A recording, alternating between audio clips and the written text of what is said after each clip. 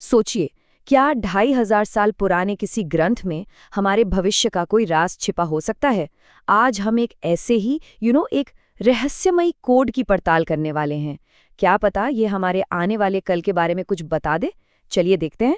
और यही है वो बड़ा सवाल जिसके इर्द गिर्द हमारी आज की ये पड़ताल घूमेगी। क्या बाइबल में सच में साल 2026 के लिए कोई छुपा हुआ मैसेज हो सकता है? मतलब क्या कोई हजारों साल पुरानी भविष्यवाणी हमारे फ्यूचर की चाबी बन सकती है?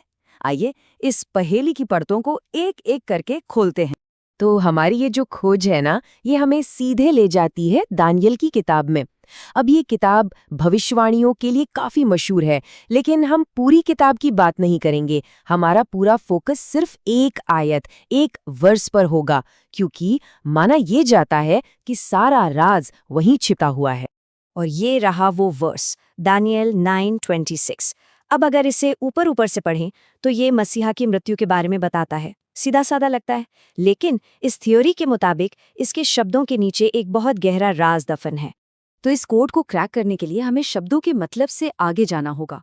हमें देखना होगा अक्षरों को, उनके क्रम को। कहा जाता है कि असली राज वही है, लेटर्स की सीक्वेंस में। चलिए देखते हैं कि ये आखिर काम कैसे करता है। अब यहाँ एक नंबर सामने आता है जो इस पूरे कोड में कह सकते हैं कि सबसे जरूरी है। नंबर है 26।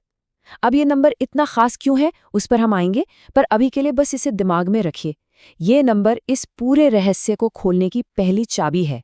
तरीका बड़ा दिलचस्प है। देखिए, जो ओरिजिनल हिब्रू टेक्स्ट है ना, उसमें हर 26वें अक्षर को उठाया जाता है। मतलब पहले अक्षर से शुरू किया और 26वां लेटर उठाया, जो निकला यॉड।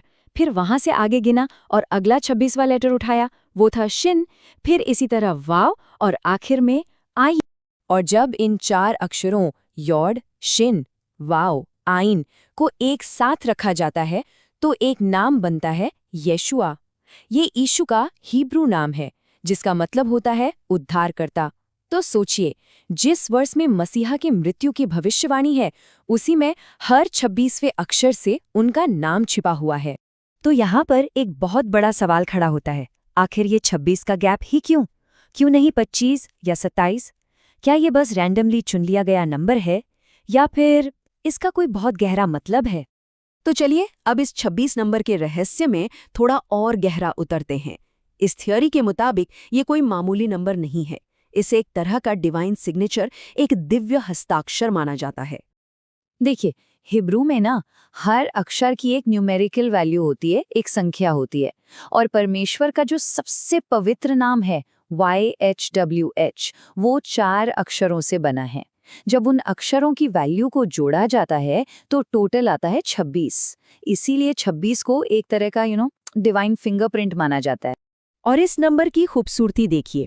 हिब्रू में प्रेम यानी अहावा शब्द की वैल्यू है 13 और एक यानी एकहद शब्द की वैल्यू भी 13 है। अब दोनों को मिला दें तो क्या बनता है? 26। मतलब ईश्वर एक है और ईश्वर प्रेम है। ये दोनों विचार इस एक नंबर में आकर मिल जाते हैं। और ऐसा नहीं है कि ये पैटर्न बस यहीं खत्म हो जाता है। बाइबल में कई और जगहों पर भी 26 का जिक्र मिलता है। जैसे कि भजन संहिता में एक लाइन है जो ठीक 26 बार दोहराई गई है। और तो और आदम से लेकर मूसा तक ठीक 26 पीढ़ियां हैं। तो ठीक है, अभी तक हमें एक नाम मिला है और एक सिग्नेचर नंबर, लेकिन कहानी अभी खत्म नहीं हुई है। सवाल ये है कि क्या उसी एक वर्स में और भी कोई राज छिपा हो सकता है? अब हम अपना फोकस उसी वर्स के यानी दानियल 9:26 के बिल्कुल आखिरी शब्दों पर लाते हैं।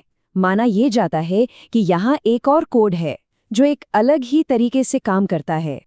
अच्छा, इस अगले कोड को समझने के लिए हमें एक कॉन्सेप्ट समझना होगा जिसे कहते हैं गेमाट्रिया। ये एक बहुत पुरानी यहूदी प्रैक्टिस है जिसमें हिब्रू के हर अक्षर को एक न्यूमेरिकल वैल्यू दी जाती है। फिर शब्दों या वाक्यों की कुल वैल्यू निकालकर उनका गहरा मतलब समझा जाता है। तो दानियल 9:26 के जो आखिरी 7 हिब्रू शब्द हैं, उन्हें देखिए।